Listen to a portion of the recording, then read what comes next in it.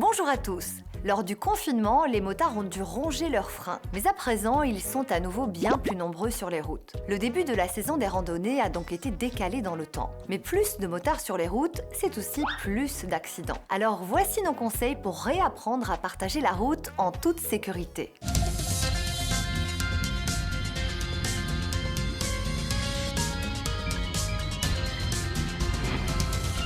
Sur les routes wallonnes, 3 accidents de moto sur 4 se produisent traditionnellement entre le mois d'avril et le mois d'octobre. Avec le confinement suivi d'une reprise du travail, beaucoup de motards n'ont pas roulé ou très peu. Alors si vous êtes dans le cas, avant d'entamer de grandes balades estivales, reprenez la route tout en douceur. Objectif, retrouvez vos sensations et vos réflexes. Entraînez-vous par exemple en conduisant un petit peu plus lentement. Cela vous permettra de mieux sentir le poids de votre moto. Et n'oubliez pas le regard, toujours dirigé dans la direction où vous allez. Voilà pour les conseils si vous roulez seul, et si vous roulez en groupe, voici un petit rappel. En tant que motard, quelles sont les recommandations lorsque l'on circule en groupe? Alors, première recommandation, c'est de rouler en rang parallèle décalé. Donc, on ne se suit pas en file indienne, sauf dans les virages serrés. On roule en rang parallèle décalé, ça permet d'avoir une bonne visibilité et ça permet aussi d'avoir de la réserve de freinage. Si jamais tout d'un coup, il faut freiner brusquement, on ne va pas percuter le motard qui est devant soi. S'il y a un motard moins expérimenté, on ne le met pas en tête de groupe, on ne le met pas en queue de groupe, mais directement après le premier motard qui est un motard expérimenté. Et pour le motard de tête, justement, quelles sont les recommandations? Alors, la sécurité du groupe dépend beaucoup de son allure. S'il roule trop vite ou trop près des limites maximales autorisées, l'arrière du groupe va souvent devoir donner des coups de gaz et rouler beaucoup trop vite et prendre des risques dans ce cas. Donc il doit toujours modérer sa vitesse pour que le groupe reste bien homogène et ne soit pas obligé de rouler trop vite. Du côté du matériel, si vous avez peu roulé avant d'entamer l'été, un check-up complet de votre moto s'impose. Pensez également à vérifier son état général et plus particulièrement la batterie, le système de freinage ou encore les feux. Obligation pour les motards, toujours circuler les feux allumés. Un check des ampoules est donc essentiel. Attention également à vos pneus. Même sans rouler, ils sont certainement un petit peu dégonflés.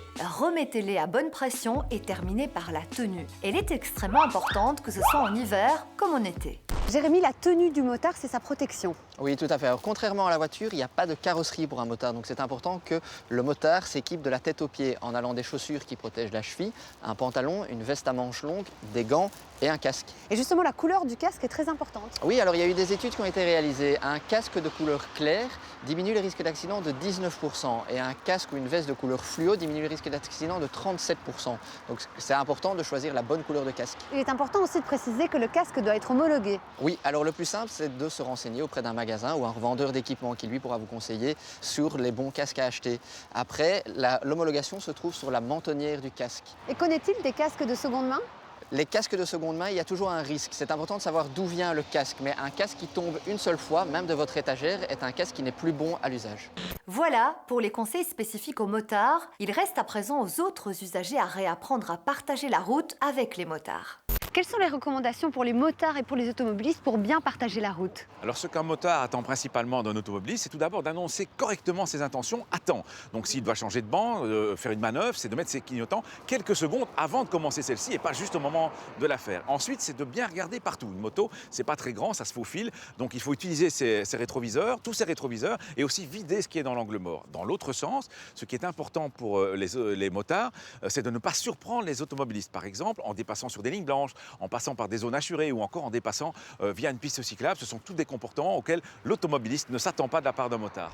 En résumé, faites un check complet de votre matériel. Reprenez la route tout en douceur et protégez-vous avec une vraie tenue de motard. Pour les automobilistes, souvenez-vous, vous n'êtes pas tout seul sur la route. Si vous avez des questions, contactez-nous sur les réseaux sociaux. À la semaine prochaine et d'ici là, bonne route!